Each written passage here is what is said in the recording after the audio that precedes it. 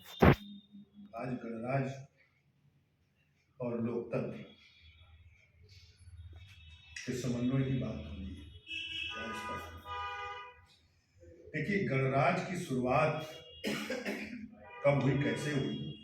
इसको हमें समझना होगा, क्योंकि जब ये धारा बुद्धिज्म की आई, जब ज्ञान की धारा आई, तब लोगों का जो एकाधिकार था, लोगों के एक दूसरे की हकों को छीन रहे थे, तो उस समय गणराज की शुरुआत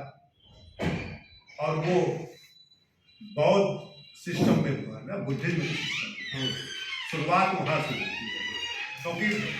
देश में वहां भी जब महामानव गौतम बुद्ध सिद्धार्थ जी जब गए थे ज्ञान प्राप्त करने के लिए, तब वहां भी उनके ननिहाल से और इनके कबीले से जो संघर्ष हो रहा था पानी के मामले में, एकाधिकार। तो सोच वहां से बदलती है, जब ज्ञानी व्यक्ति होता है तो उस पर विचार करता है,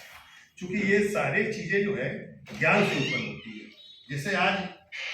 पूरे विश्व के स्तर पर बाबा साहब को ज्ञान का प्रतीक कहा जाता है, तो बाबा साहब ज्ञान का प्रतीक ये कि बाबा साहब का जो था वो पूरा ज्ञान ही था। प्रतीक तो यही हुआ ना, उससे वो सिंबल है ना ज्ञान। तो उसी तरह से महामानव गौतम बुद्धिज्म का जो ज्ञान का तो वहीं से शुरुआत हुआ, तो भी जो गणराज की शुरुआत। और चलते चलते वो परिवर्तन इसलिए होता है कि जो विकृत व्यवस्था थी, जो विकृत व्यवस्था चलाने, तो उन्होंने उसे जातियों में तोड़ा, उसे जो है आश्रमों की पद्धति लाए और उसको अपने ढंग से उसको गणराज को गठित करने शुरू कर दिए। ये जब उस शुंग का जब सिस्टम आया है, जब वो पैदरथ जी का जब हत्या हुई, उसके बाद से ये सिस्टम का गणराज को उस तरह, तो उन्हीं ने जातियों में बांट दिया इसको। वो अपनी, जैसे आज कहते हैं ना, कर्म के आधार पर जातियां, जबकि ऐसा नहीं है। वो यहाँ के मूल निवासियों को अपनी सेवा करने के लिए जातियों में विभाजित किया है। और वो जो गणराज का सिस्टम था, तो अपने तरीके से गणराज को बनाया। आज जब भारत गुलामी से जब आजाद हुआ, तो बाबा साहब ने जो इसको लोकतंत्र का जो सिस्टम दिया, तो गणराज का परिवर्तित शब्द लोकतंत्र है। गणराज भी इसी तरह से होते थे, लोगों के द्वारा ही लोग चुने जाते थे, वो व्यवस्था वही थी, लेकिन वो क्षेत्रीय थे, मामले गण बटे हुए थे। जैसे यहाँ मंडल में बटा है, जिला में बटा है, इसी तरह से गण भी थे, तो सिस्टम इस तरह था। तो आज जो लोकतंत्र व्यवस्था है, जो पूरे भारत पर काम कर रही है, वो लोगों से, लोगों द्वारा, लोगों के लिए ये व्यवस्था है लोकतंत्र की। लेकिन ये व्यवस्था, उस व्यवस्था के कारण, जो विकृत सामाजिक व्यवस्था है, उसके कारण से वो सही रूप से आकार नहीं ले पा रही है और नहीं स्थापित हो पा रही है, और उसको स्थापित नहीं होने देते। जो उसमें खामियां कई तरह से, एक तो उस समाज के लोगों का वर्चस्व जो है वो हावी है, दूसरा जो ये समाज है, ये जो सेंसीन है, वो उसके अपराधों में अपने स्थान ढूंढने का कोशिश करता है। वो उस अपराध को खत्म करने के लिए कोई सिस्टम नहीं बना रहा है ना, कि कैसे हम उस अपराध को खत्म करें, उस अपराधियों को कैसे बाहर जाए, कैसे उनमें परिवर्तन लाए, इस पर वो विचार नहीं कर रहा है जो समाज है। इसलिए जो है देश में इस तरह की स्थिति पैदा है कि आप पर संविधान लागू है, लेकिन संविधान के तहत अन्याय हो रहा है, आपका शोषण हो रहा है। संविधान की बात हो रही है कि संविधान की बात हो रही है, और शोषण आपका होता चला जा रहा है। जैसे अभी तमाम जो इन्होंने चलाई है व्यवस्था, बुलडोजर की तो महत्वपूर्ण व्यवस्था हो गई कि किस तरह से डिमांड किया जा रहा है, किस तरह से लोगों को संपत्ति से बाहर किया जा रहा है, और कैसे लोग जो सत्य बात कह रहे हैं उनको कैसे डैमेज करके उनको ऊपर अटैक किया जा रहा है। वो केवल आतंकियों और माफियाओं पर ही वो बुलडोजर नहीं चल रहा, वो बुलडोजर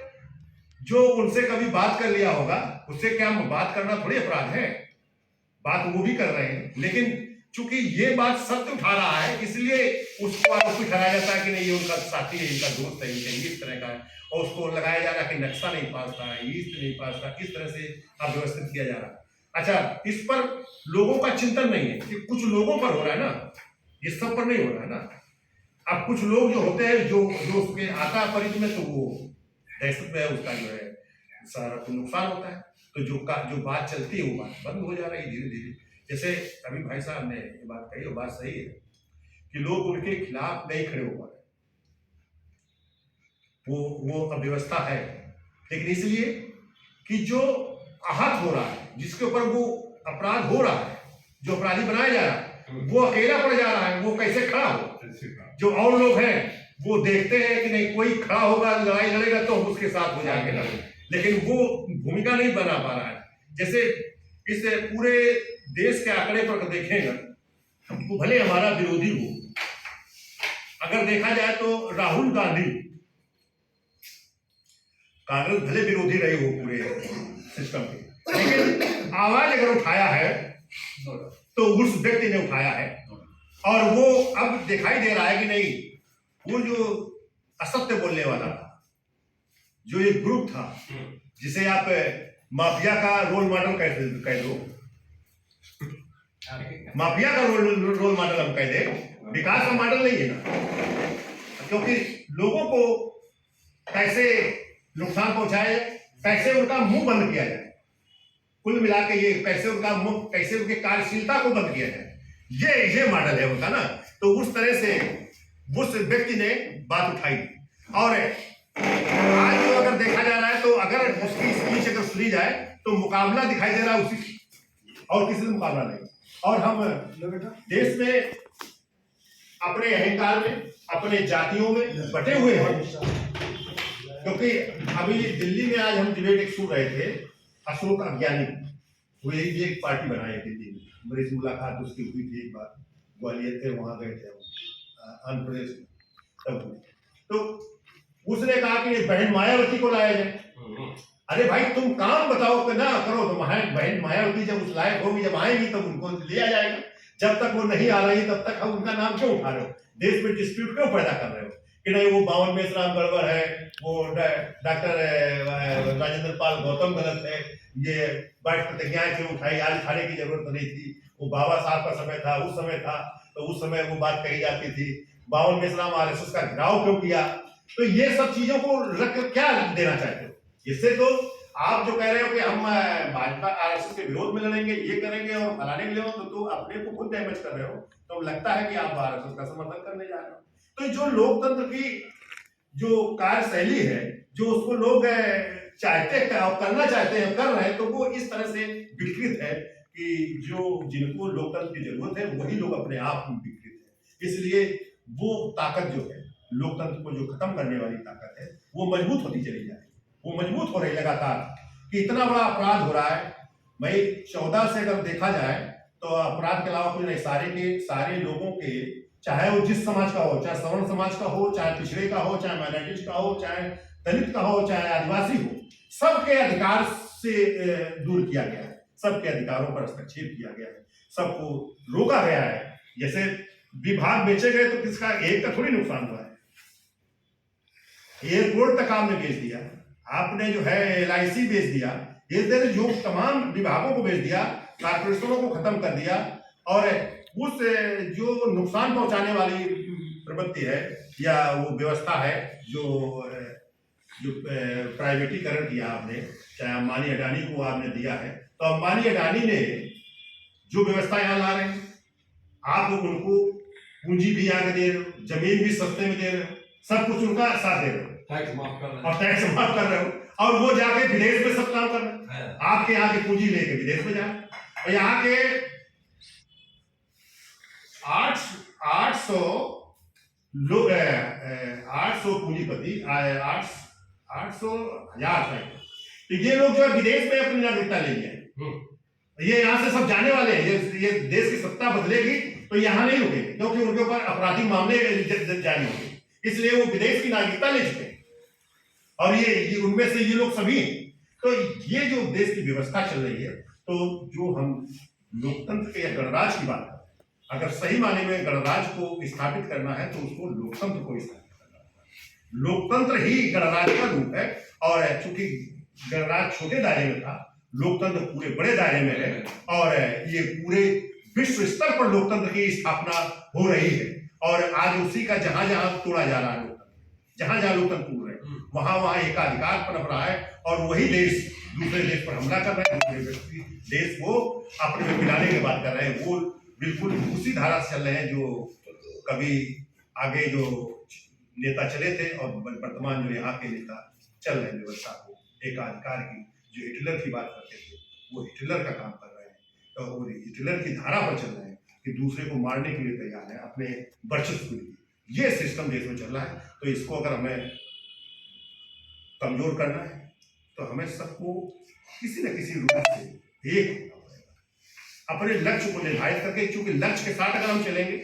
अगर कुछ मुद्दे के साथ चलेंगे तो बड़ी शक्ति बन सकती है। अगर हम केवल सीमित दायरे पर रखें कि अगर हम बाबा साहब की तरह हम बड़े लक्ष्य को मानना हो, बाबा साहब ने किसी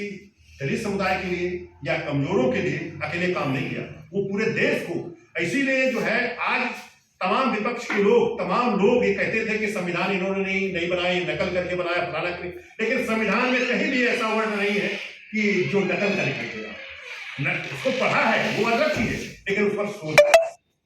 जो पॉजिटिव है, जो तर्क में सही हो रहा है, जो प्रमाणित हो रहा है, उसी